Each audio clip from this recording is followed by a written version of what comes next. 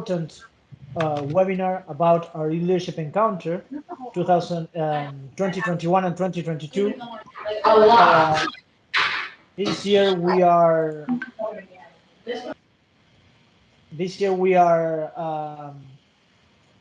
celebrating our 70th anniversary, and we were talking with Virginia for a year now about doing a youth leadership encounter.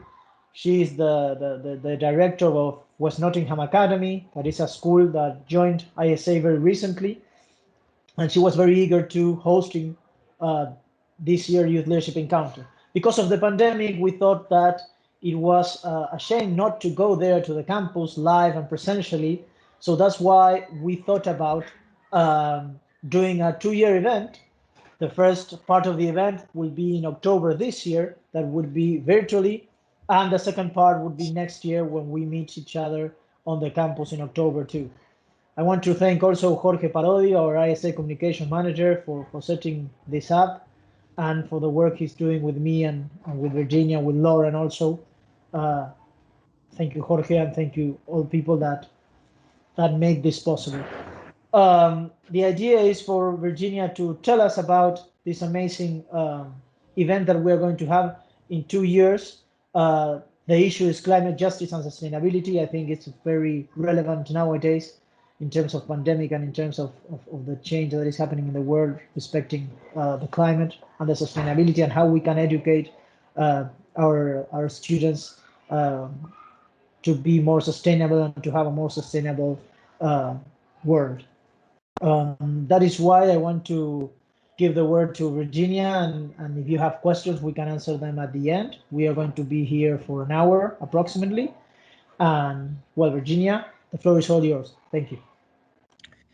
Thank you, Edgardo. Thank you very much. And I want to thank the International Schools Association, Edgardo, of course, and Jorge, and our own Lauren Grove for all the work on putting this webinar together. As Edgardo has said, introduced, we are talking to schools all over the world, all different time zones, and fortunately the webinar will be recorded for people who are not able to join us during this time. So West Nottingham Academy, which is located in Calora, Maryland, not far from Baltimore, Philadelphia, and Washington, D.C., is a school that is focused on sustainability and sustainability ethics. So in talking about what would be the right themes for the youth leadership encounter, we focus particularly on sustainability, but even more direct focus on what we call climate justice.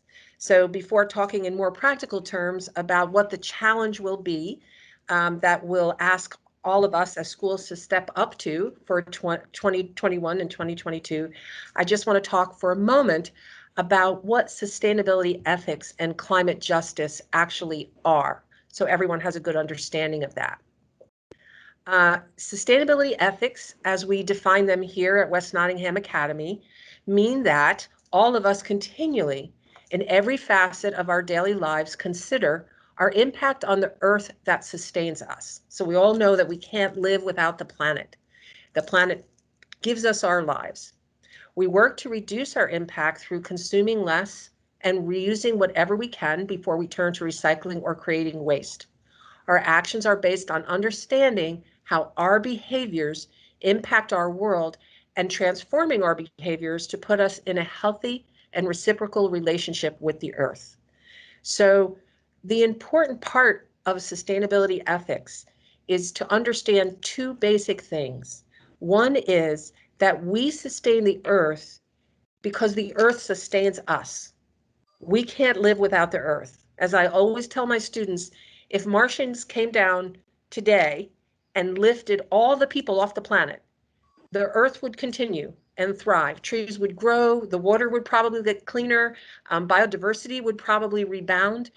And that's because human beings are having such a big impact on the biosphere, the natural earth. On the other hand, if we stayed and the Martians came and lifted all the water and the trees and all of the other animals that share the planet with us, took that away, we would not live very long at all. And we all recognize that fact. We would have nothing to eat or drink. So when we talk about a reciprocal relationship, it's understanding that we're sustaining the earth that takes care of us. We stay away from the words saving the planet because the planet would be okay without us. We don't have to save the planet. We have to take care of the planet that takes care of us. And that's reciprocity. It's just practical. So those of us who are privileged to know and understand sustainability ethics are in a place where we have the time to learn. Here at West Nottingham Academy, we have a beautiful campus. We bring students from all over the world. We have a great faculty and staff, and we have the time to really dig into what it means to be ethical when it comes to being in a relationship with the planet. When we talk about the idea of justice, though, we have to ask certain questions. What about the people who are not as privileged as we are? To have the time to take classes, to get into discussions, to design activities. What about those people? Where do they fit sustainability into their lives, or can they? We need to understand who are the people who are not so privileged, the people in frontline communities, in lower income communities, in communities where they wouldn't have an opportunity to get on a webinar like this because they don't have the internet, or they don't have computers, or they don't even have enough to eat. So we need to ask that question. When we think about sustainability ethics, it's not just for people who can practice sustainability ethics. If we're going to be ethical about this, we need to think about the people who can't think about it because they're just wondering how they're going to get food on the table, or they're just wondering, how am I going to get out of this war zone? Or they're just wondering, how am I going to get medical care when I don't have the money for medical care? And then we move from there to why are there people in a position to not have access to a healthy environment and not even have the access to think about how to make the environment healthier?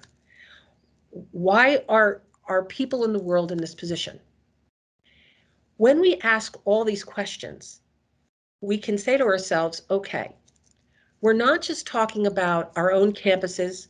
We're not just talking about our own lives where we're in a position to listen to a webinar like this. We're talking about the world. We're talking about everybody in the world. And when we think about being sustainable from an ethical perspective, how do we include everybody in the world in all their conditions? How do we include them in the programs that we make, in the efforts that we undertake? So when we get to the justice part of climate justice, we need to ask these important questions. So we take the word justice, as I've just explained it, from the question before, and we take the word climate, which we all know is connected to climate change, which is a physical phenomenon, and I'm assuming everybody on the webinar at this point understands that climate change is a warming of the Earth's atmosphere. As we explain to our environmental science students, it's separate from weather. Weather is day-to-day events, but when we look at climate, we look at long-term patterns in what's happening with the weather and the temperature of the atmosphere of the planet. So for example, if it rains, if it snows when it's supposed to be warm, some people will say, oh, see, there's no global warming because it's snowing when it's supposed to be warm. That's why we use the term climate change. Because the Earth's atmosphere is warming, the climate is changing, and therefore the weather is changing. So individual weather events don't depict anything. When we look at long-term patterns, that's when we see that the climate, the globe is warming. And just because it snows in July where it shouldn't, doesn't mean that it's not happening, or that it's over, or that it's fixed, or that it's stopped, because that's climate change. It's changing because of the warming. So we all understand that scientific aspect of climate change. Climate justice is a different term. It takes that term climate from climate change and says, It's a movement, a justice movement that acknowledges climate change can have differing social, economic, public health, and other adverse impacts on underprivileged populations. So all of those questions that we just asked in the last slide, we have the reasoning for them in this slide. If we're going to work on climate change, it can't just be for ourselves, for the people who have the privilege of being educated on the issue or being safe relatively from the most immediate and adverse effects, like hurricanes and floods. We have to remember that the people who are going to suffer the most from the changing climate are the poorest among us, are the people with the least amount of resources. And as we seek to have impact in our own local communities, we need to remember the connection between the impact we're having on our own campuses, in our own towns, in our own cities, and how that impact is connected to what's happening around the rest of the world. That's why doing this youth leadership encounter, where we bring everyone from different places together, is so important. It means that we're all talking together about global solutions.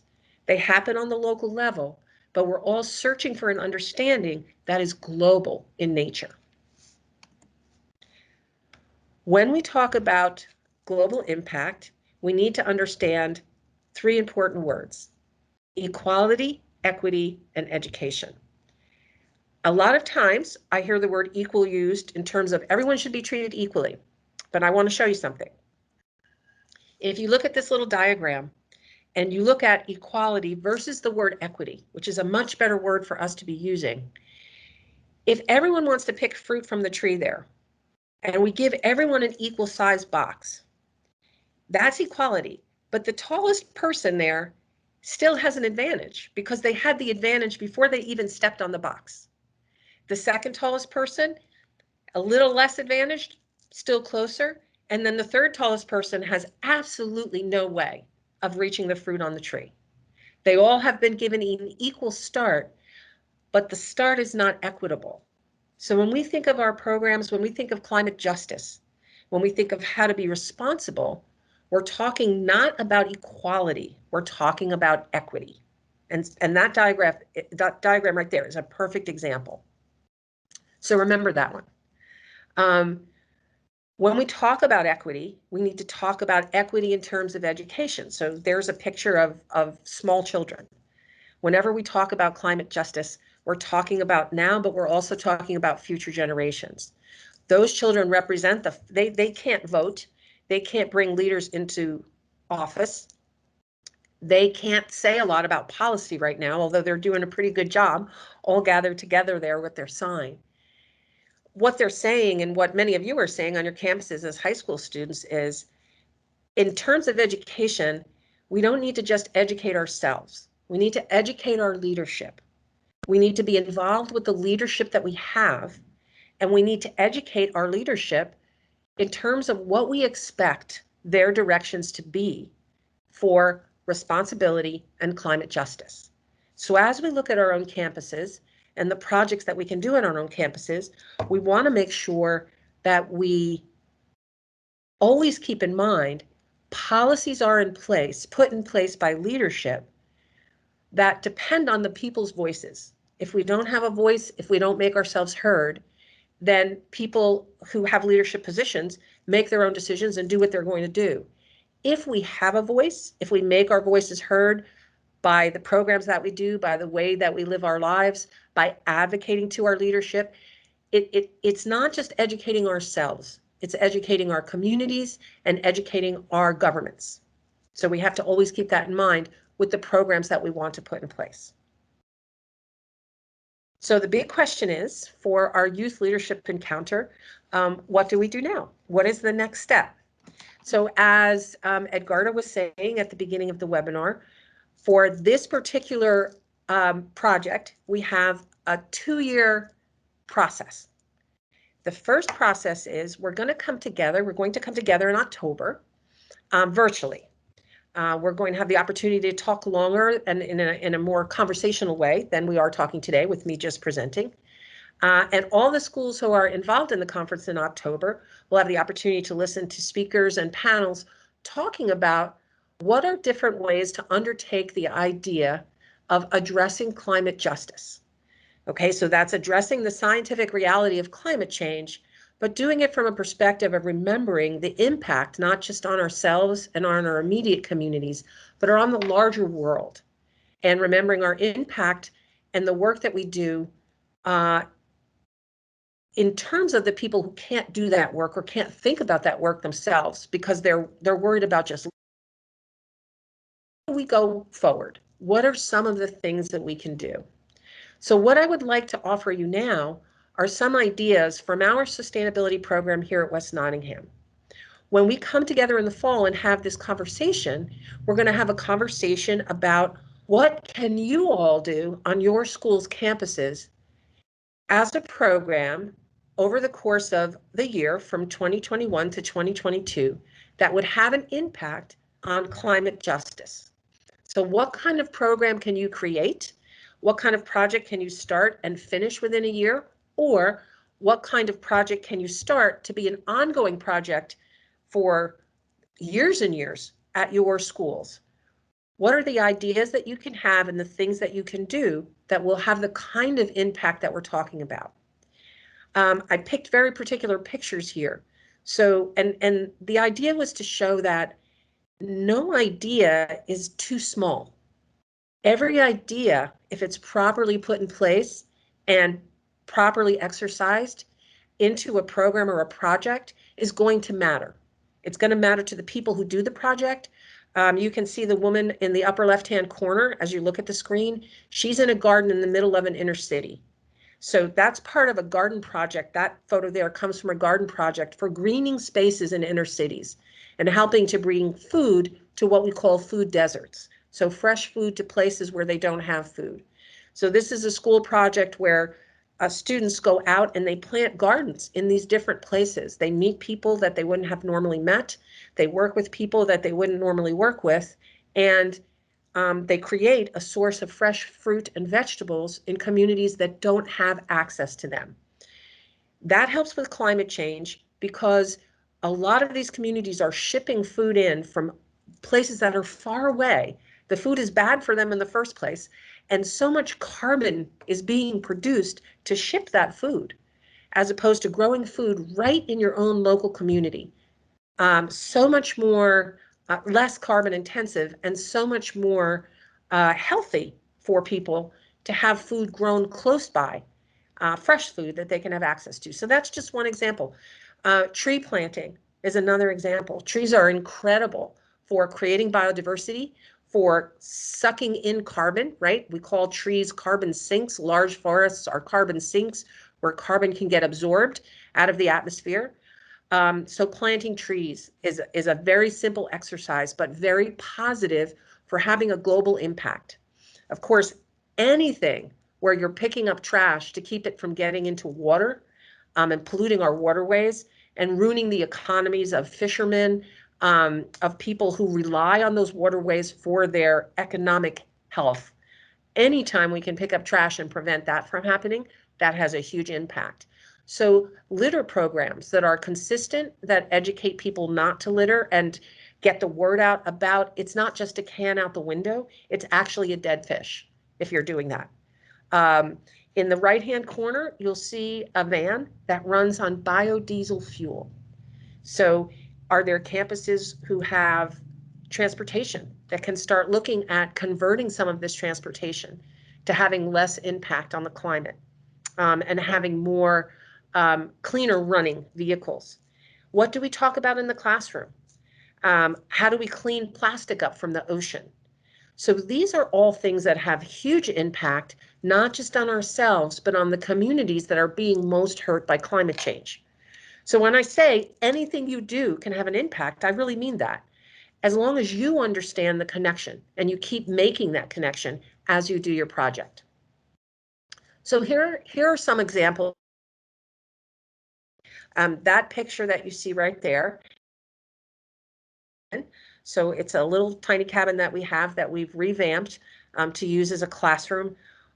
Huge impact to take a building that's not being used and suit it up so it can be used, as opposed to building new buildings.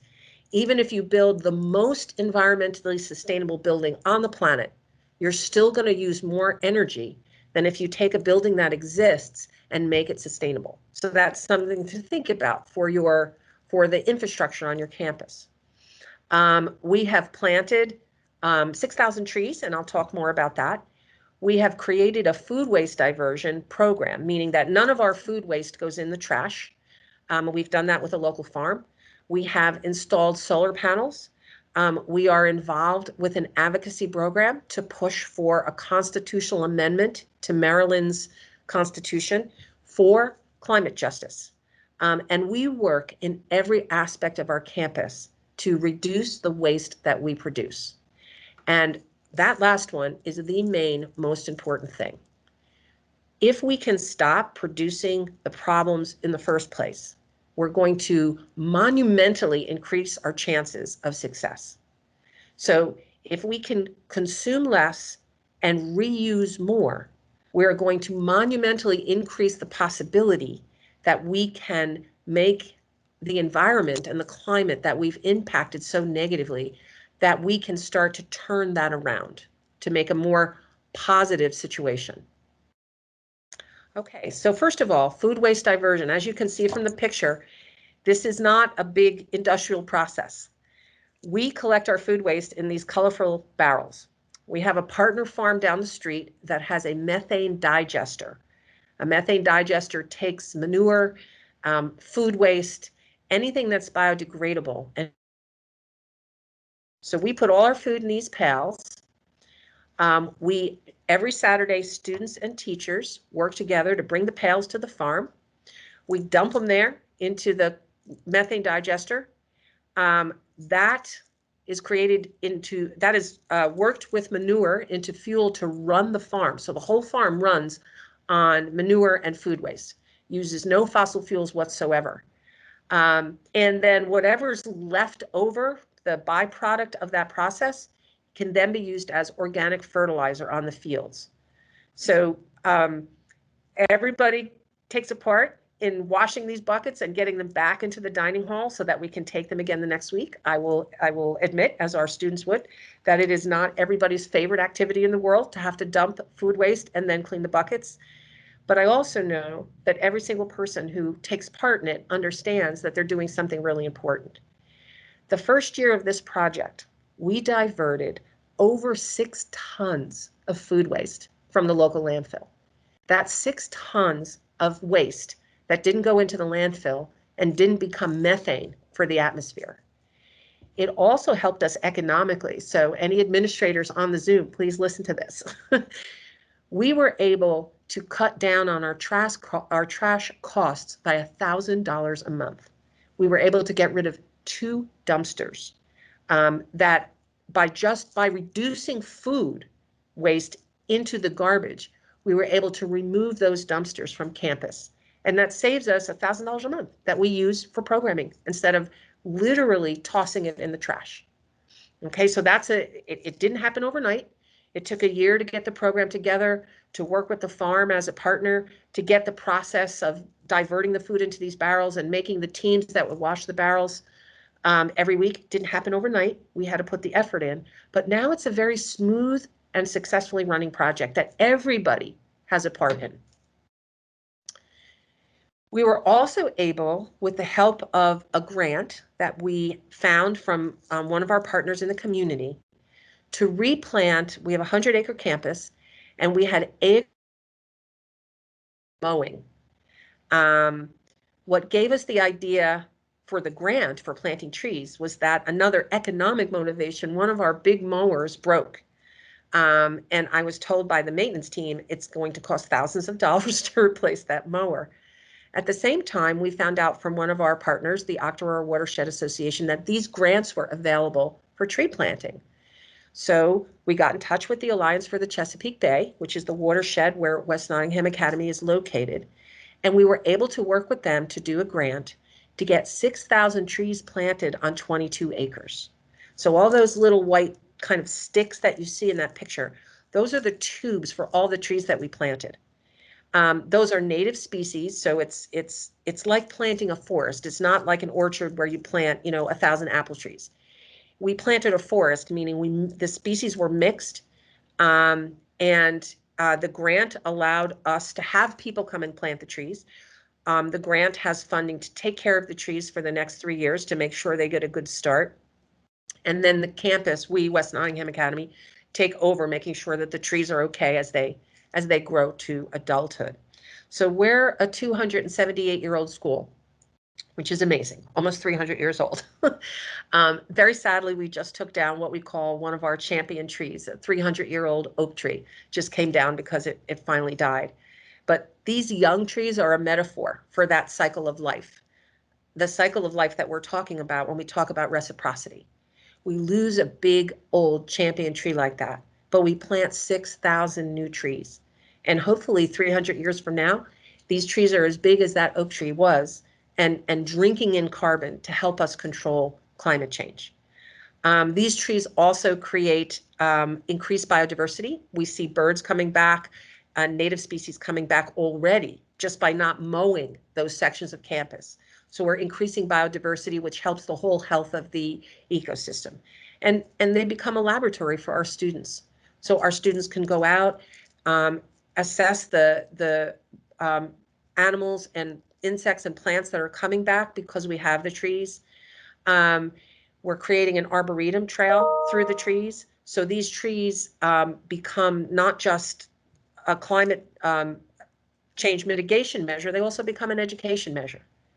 So looking for opportunities around your campuses to do climate change mitigation through bringing back biodiversity to where you are. We were fortunate enough to be able to sign an arrangement with a solar company that allowed us to lease solar panels. This also has a big economic impact.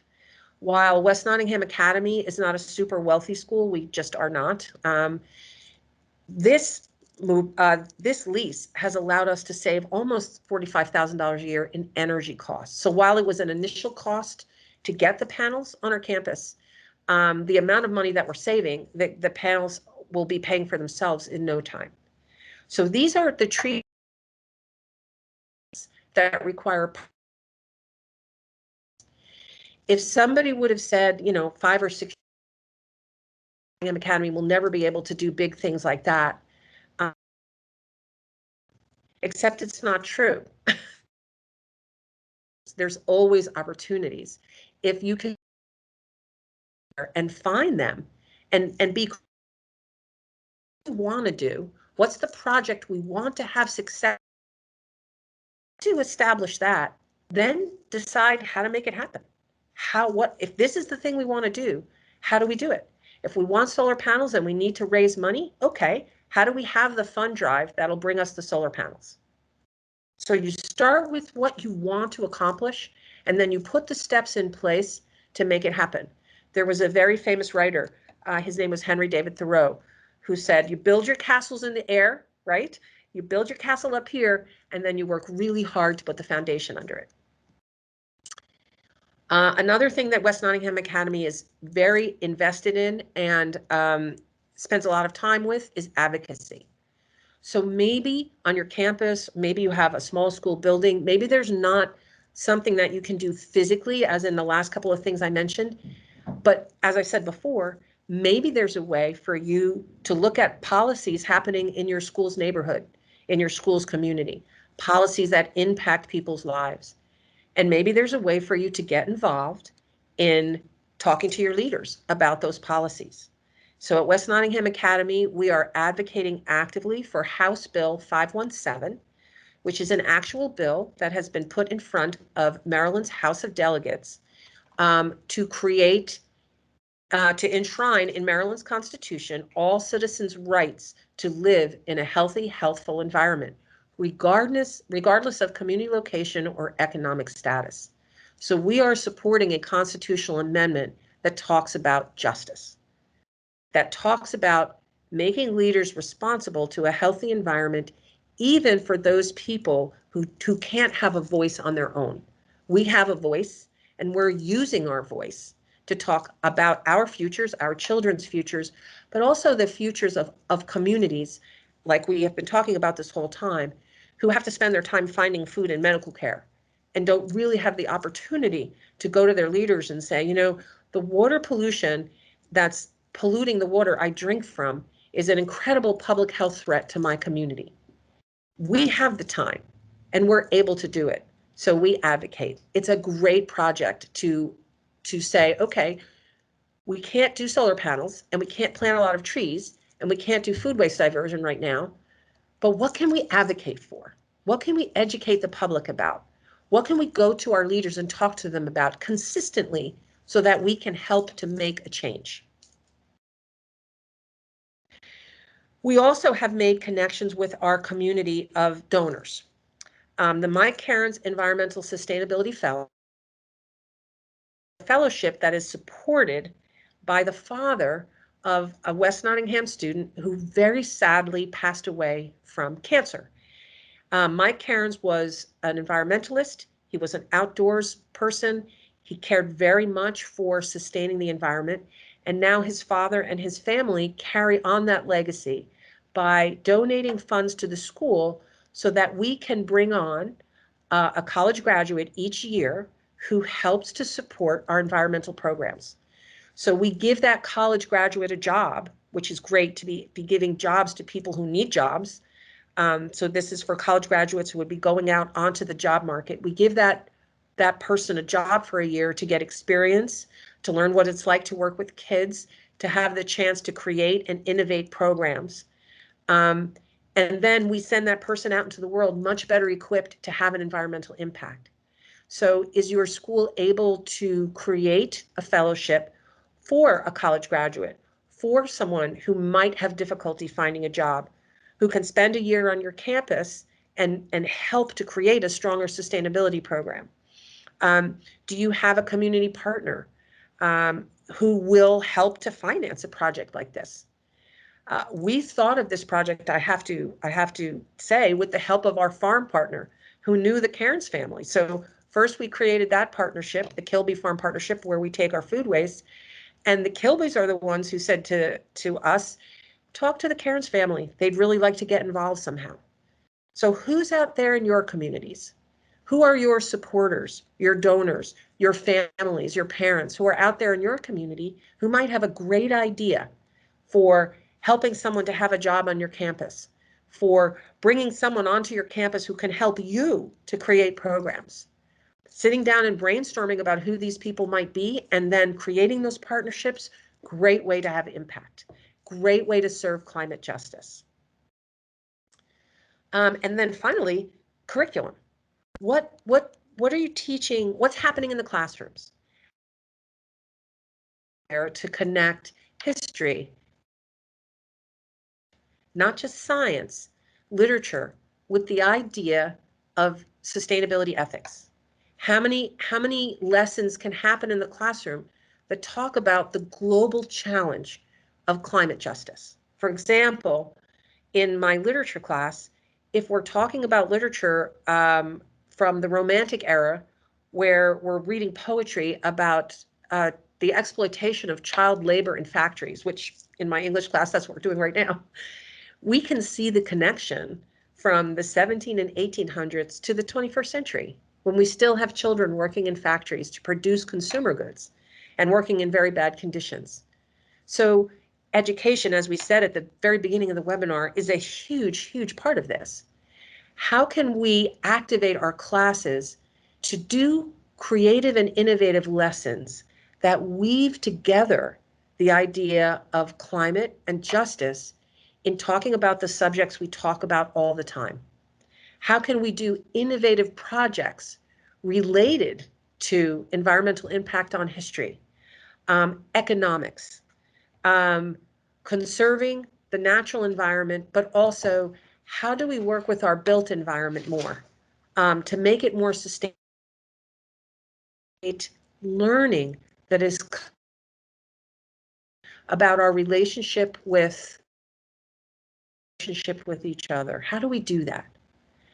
Here at West Nottingham, we have those conversations all the time, and we've created a paradigm where within the curriculum, teachers do units that make these creative connections.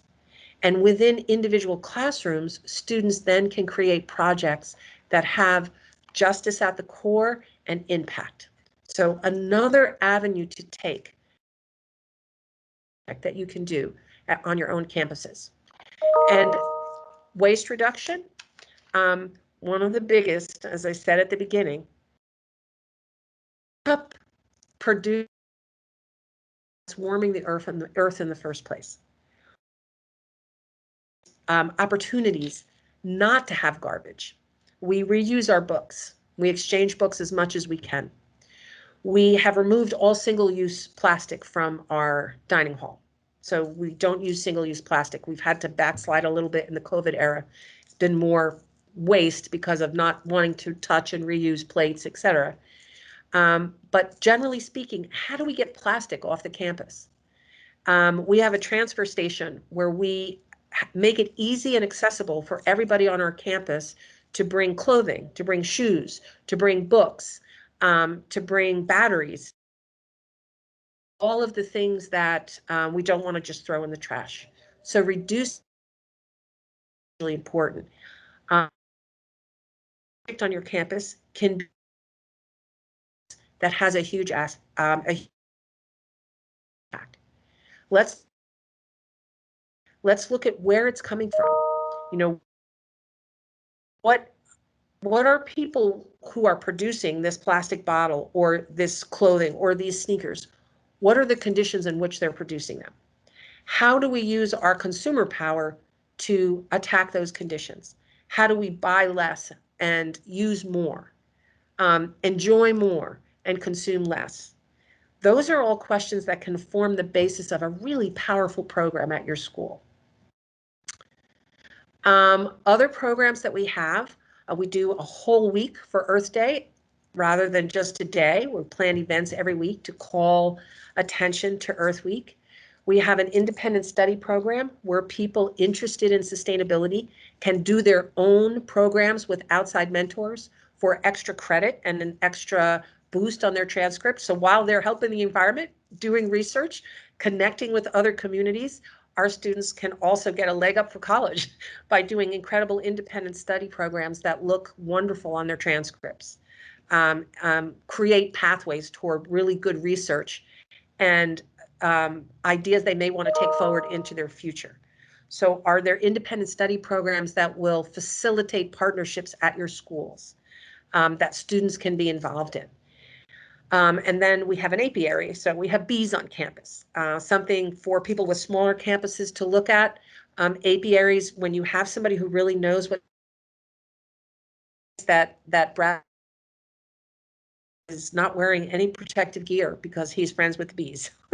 So access to a partner like that, you can create a program that's very, very impactful. And honeybees and pollen big danger right now. So we're contributing to the bee population, and that helps food resources for the entire planet. Okay, so those are some of the ideas that we have for you from West Nottingham Academy. I'm going to pause for a minute, and I want to introduce two alum. Both have been at West Nottingham, and both now have moved on to their next adventure, but both were part of programs here at West Nottingham as members of our Student Environmental Council. So I want to give them each a couple of moments to talk about their experience and their work. When we meet in the fall in October, the plan is to have a whole panel of students talking about projects and possibilities to launch us into the upcoming year of establishing a program or a project at campuses all over the world related to climate justice. So first, I'll introduce Emma Dax. Emma, if you want to jump on and take it from here, go right ahead. Yeah, thank you. Can you hear me? Yes, you're good. Okay. Yeah. Hi, everyone. My name's Emma. I graduated from WNA in 2018. So I was on the Student Environmental Council and worked with like the food diversion program and some of the advocacy work with the Maryland legislators and stuff like that. And we also made like a documentary when I was there, so lots of fun things. But now I'm a rising senior at Loyola Marymount University out in Los Angeles. So I'm studying film as well as environmental studies and women and gender studies. So I'm really interested in an intersectional look at environmentalism and like putting that into entertainment, film and TV kind of things. So two projects that I've been involved in is I'm part of a professional cinematic fraternity on my campus. And we just created a sustainability position.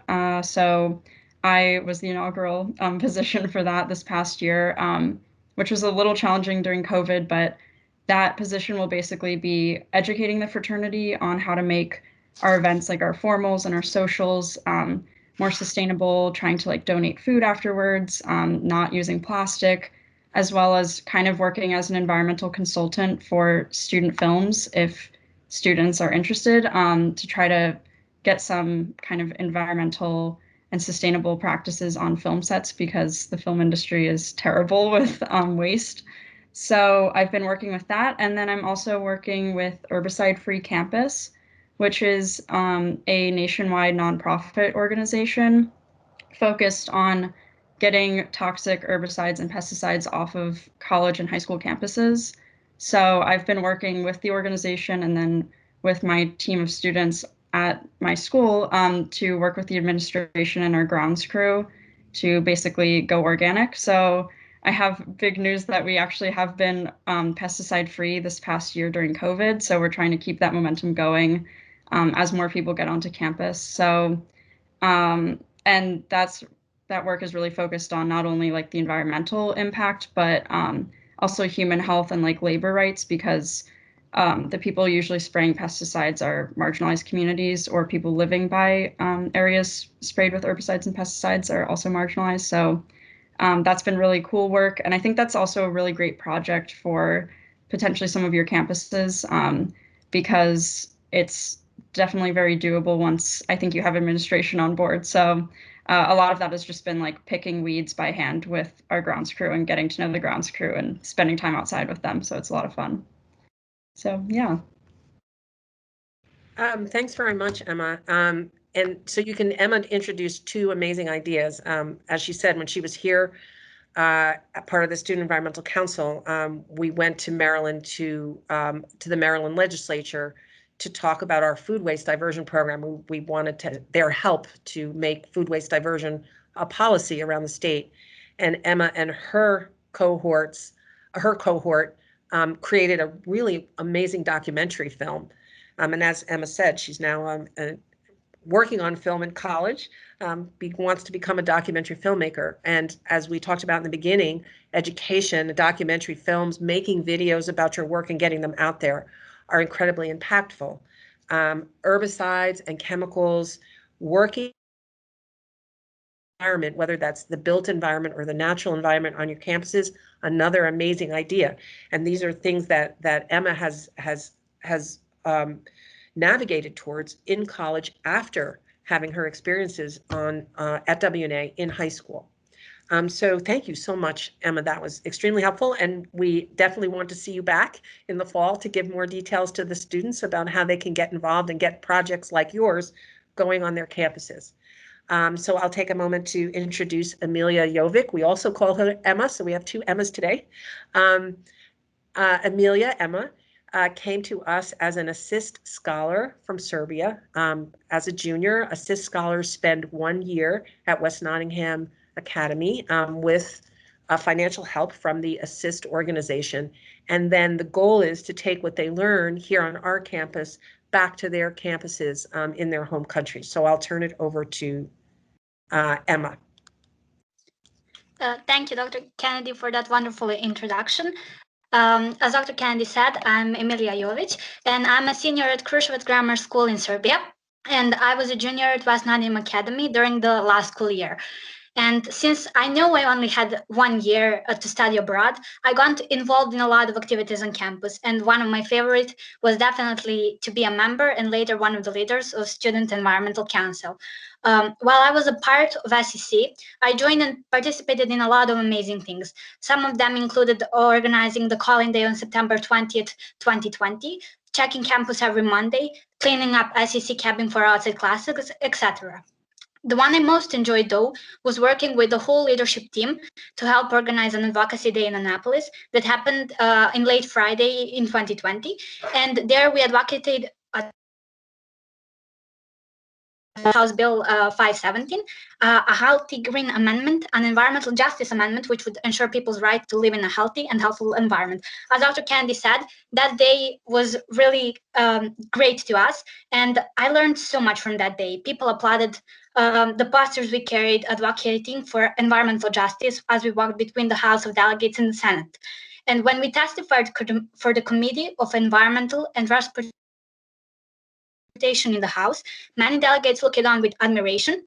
And no matter their initial reaction, we left them with a deep impression of our passion. And our diverse backgrounds helped us communicate our different experiences and to explain why this amendment is so important to us and to the many people who could not be present that day. One of the most important lessons I learned that day was that even in the face of adversity, to have the courage to tell my story, and that my honest story and beliefs could touch someone and make them understand. Now that I'm back in Serbia, 1 year later, since I came back from US, I changed my families and my lifestyle quite a bit. We don't use plastic bags when we go shopping, and there are no plastic straws and cups in our house anymore. Instead, my sister and my mom found solutions for that, and now we use paper straws. And I was really happy that they were going with my suggestions. And also, my grandpa made a compost space in our backyard, and we regularly do composting with all leftover food from our meals. And regarding my school, since I'm a senior and my school is a public school and does not have any activities or something like SEC, I always try to find a way to talk about environment in most of my classes. And I also try to connect it to other important issues that are happening right now.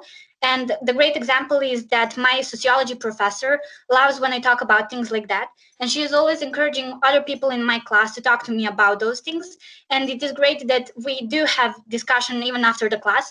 And I'm really happy that other people are getting interested. And also working with SEC, I'm really happy to know what I'm going to do in the university, which is get involved in civil engineering and environmental studies. And one of my dreams is to later be a civil engineer who will take care of the nature and build buildings and infrastructure such that does not harm environment. Thank you. Thank you so much, Emma. Emma, thank you to you both for telling your stories and for demonstrating to the students who are listening on the Zoom and teachers how you can connect an experience at high school with taking it forward to programs and goals, college majors and experiences after high school. That's really important. When we think about anything environmental, we want to think about not just today's impact. We want to think about the impact on days and days and days going forward, not just where we stand, but on the communities around us and the states, the nations, and the globe. So Emma and Amelia, have given you a short introduction into their specific work at WNA and beyond, and hopefully when we come back in the fall, as I said, we'll have a whole bunch of students who can do a panel discussion about ways to move forward on your campuses with ideas that work for your campuses. So we have a few minutes left for questions about going forward. There was a question in the chat about our food waste diversion program, so I'll just take 1 minute and address that very quickly. Both Emma and Amelia talked about food waste diversion and how that particular program drew them into the rest of the programs in the Student Environmental Council. We keep it very simple. We have colorful buckets in the back of our dining hall. When students walk to the back, the food goes in the colorful buckets, recycling goes in the recycling bin, and trash goes in the trash bin. So we just Our students and staff and faculty are trained to separate as they walk to the back of the room, and we have it set up so that's very easy to do that separation. As I said, we have very little trash, very little stuff to throw away. We try to reuse everything in our dining hall. So we have a trash can that's the size of a bathroom garbage can because we have so little actual trash. The rest is going either into recycling or into the food waste buckets. At the end of the week, we have a team of students and teachers that load that buckets onto one of our buses. We drive it down the street to the farm, we dump it, we bring the buckets back. If it's warm out, we wash them outside. If it's cold out, we wash them inside, and they go back into the dining hall. And that's it. And very simple. And like I said, over 6 tons of waste now being made into clean energy as opposed to going into the landfill. Emma mentioned compost. If you don't have a facility where you can take your food waste, learning about how to compost your own food waste on your campus is another way to transition from throwing food in the garbage to creating something that's healthy for the environment. So you could create compost on your campus with your own food waste. You could use it for your own garden, or you can deliver it free to those urban gardens, to those frontline communities that are trying to build green spaces, or to rural communities who can't afford to buy their own fertilizer for their own gardens. So again, you can use it yourselves, or it can be a project where you're creating compost to help others who can't afford to buy that organic fertilizer. So if you want to know in more detail about how we formed the partnership with our farm that has a methane digester, happy to email with you and answer any questions on that. Also happy to answer any questions on any of the programs that we've mentioned here to help you understand more about what we're doing, but also to help you generate ideas for your campuses for the project between the Youth Leadership Encounter this fall and the one where hopefully everyone comes to WNA and we meet here next fall. We have a couple of minutes left.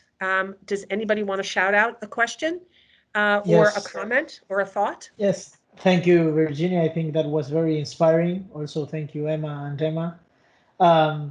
And also, do not forget that what we are going to do is that every student could be sharing their project online from October 2021 to October 2022 and see the progress. We are going to have a webinar each month, and depending on how schools and how many schools will participate, maybe presentation of 2 or 3 schools each webinar to see how they are advancing with their projects. We have a question here from Agustina. Virginia is, as regard October encounter, will any further guidelines be sent?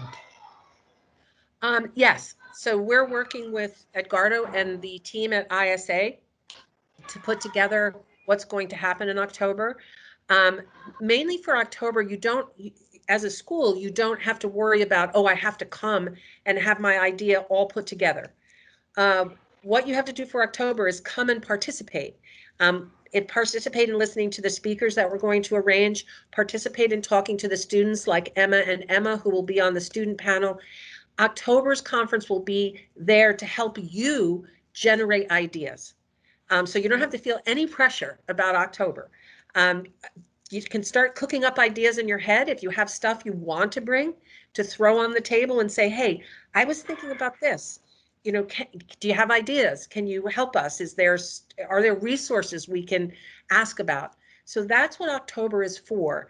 The main thing to do for October is to sign up and be there and come with your inspiration and your enthusiasm, ready to leave that conference developing an idea. And as Edgardo said, which I should emphasize, which I hadn't emphasized earlier, is that after that October conference, we will meet monthly to talk about, okay, this is the project, this is how it's going, we need a little help, or does anyone have an idea of how to make this work better? So as a global group, we can move these projects forward. Many brains, many cultures, many ideas working on any one problem is going to get us the best solution. So, yes, come October and be ready to be inspired. Yeah. Go ahead, Edgardo. Yes, also work with each other and learn from each other, and maybe what is a problem in Japan with a campus very similar with a problem in Argentina or in Uruguay or in Spain, we can learn from each other and enrich our projects and try to look for solutions for our community in order to be more sustainable.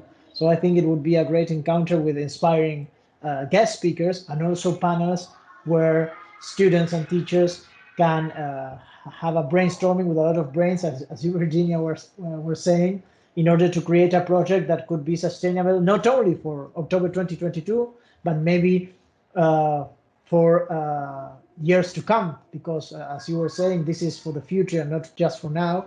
And a lot of schools that I know have environmental councils, and they are thinking about how to work with their community and work from there.